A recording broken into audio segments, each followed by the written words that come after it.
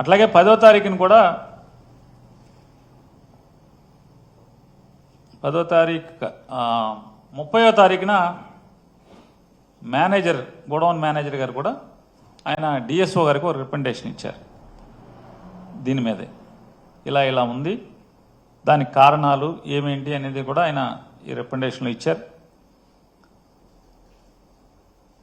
4వ తారీఖున 4 డిసెంబర్ అంటే 26వ తారీఖున జాయింట్ కలెక్టర్ గారికి రికమెండేషన్ ఇస్తే 4వ తారీఖున జాయింట్ కలెక్టర్ గారు, జిల్లా సివిల్ సప్లైస్ అధికారులు అందరూ కలిసి ఇన్స్పెక్షన్ చేయటం, ఫిజికల్గా స్టాక్ వెరిఫికేషను, రికార్డ్ వెరిఫికేషను, మేనేజర్ని విచారణ చేసి వారు సివిల్ సప్లైస్ అధికారుల దగ్గర ఆ జాయింట్ ఇన్స్పెక్షన్ రిపోర్ట్స్ అన్ని కూడా తీసుకున్న దరిమిలా అంటే వారొక రిపోర్ట్ని ఎండీ గారికి కూడా రాయటం జరిగింది. ఎప్పుడు 4వ తారీఖున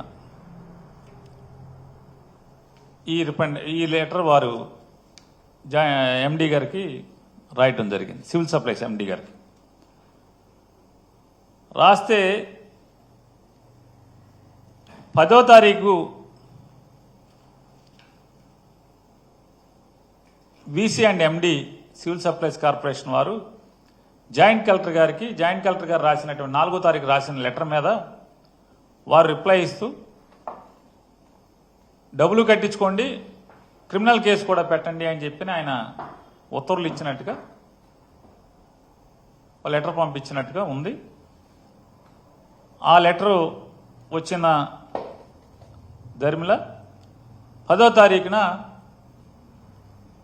శ్రీమతి జయసుధ గారు, నా భార్య శ్రీమతి జయసుధ గారి పేరు మీద, అట్లాగే మేనేజర్ పేరు మీద A1 A2లుగా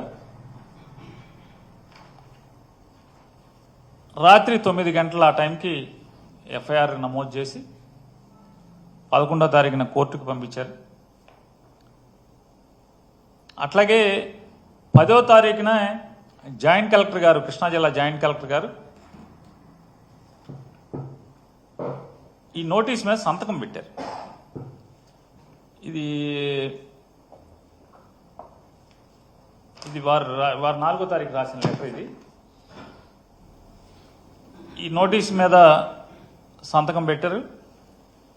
ఈ నోటీసు శ్రీమతి జయసుధా గారికి, అట్లాగే మేనేజర్కి, వీసీ అండ్ ఎండీకి, district manager and district magistrate and కలెక్టర్కి, సూపరింటెండెంట్ ఆఫ్ పోలీసు బందర్ తాలూకా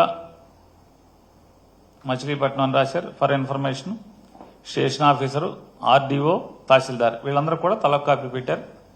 దాంట్లో వారు ఏం చెప్పారంటే, మీ దగ్గర స్టాకు వేరియేషన్ కనపడుతుంది, 3708 బస్తాలు.